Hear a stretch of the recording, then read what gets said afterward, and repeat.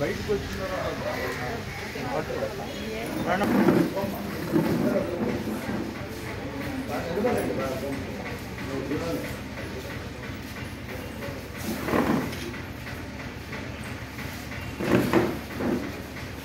జరగమ్మా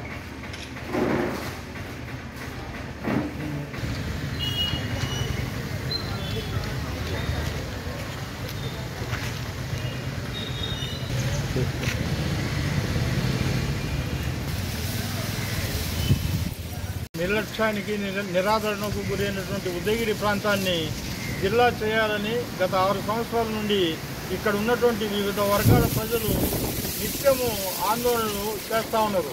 ఇప్పుడు మన ముఖ్యమంత్రి చంద్రబాబు నాయుడు గారు కొత్త జిల్లాల ఏర్పాటు కోసం మంత్రివర్గ ఉపసంఘాన్ని ఏర్పాటు చేయడం జరిగింది.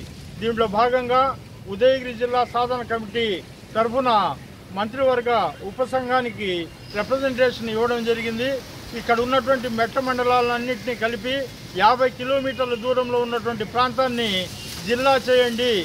ఈ ఉదయగిరి జిల్లా చేస్తే ఇక్కడ అనేక సౌకర్యాలు లేకుండా ఇక్కడ ఉండేటువంటి ప్రజలు వెనుకబాటుతనానికి గురై దుర్భిక్ష ప్రాంతంగా రాష్ట్రంలోనే పేరు ప్రఖ్యాతిని సంపాదించుకున్నటువంటి ఉదయగిరి ప్రాంతాన్ని జిల్లా చేయండి. ఇక్కడ సాగునీరు లేదు, త్రాగునీరు లేదు, ఉపాధి అవకాశాలు లేక ప్రజలందరూ వేరే ప్రాంతాలకు వెళ్ళి అక్కడ సంపాదించుకొని ఇక్కడికి వచ్చి బ్రతికేటువంటి పరిస్థితి ఉంది. అందుకని ఇక్కడ ఉన్నటువంటి వెలుగొండ ప్రాజెక్టును, పెద్దిరెడ్డిపల్లి ప్రాజెక్టును పూర్తి చేసి ఈ ప్రాంతానికి నీళ్లు ఇవ్వాలని, అదేవిధంగా Udayagiri to Nandavaram double road గురించి ఈరోజు మన ఎమ్మెల్యే గారు కూడా అసెంబ్లీలో ప్రస్తావించడం జరిగింది. దాన్ని కూడా పూర్తి చేయాలా. ఈ విధంగా అనేక సమస్యలు ఇక్కడ ఉన్నాయి.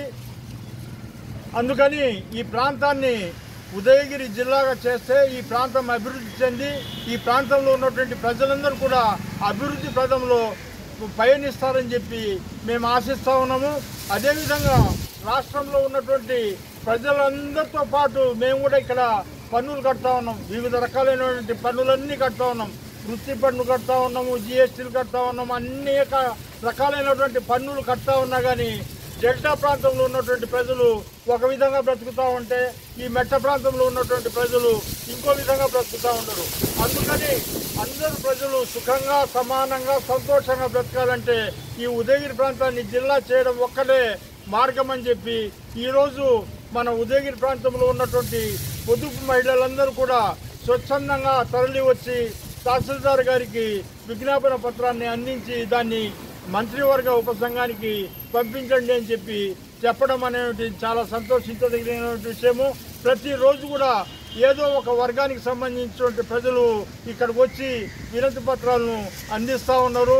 పొదుపు మహిళలు కానివ్వండి, కార్మికులు కానివ్వండి, రైతులు కానివ్వండి, నిన్న నాయి బ్రాహ్మణులు కానివ్వండి, విద్యార్థులు కానివ్వండి, ఉపాధ్యాయులు కానివ్వండి, ఈ విధంగా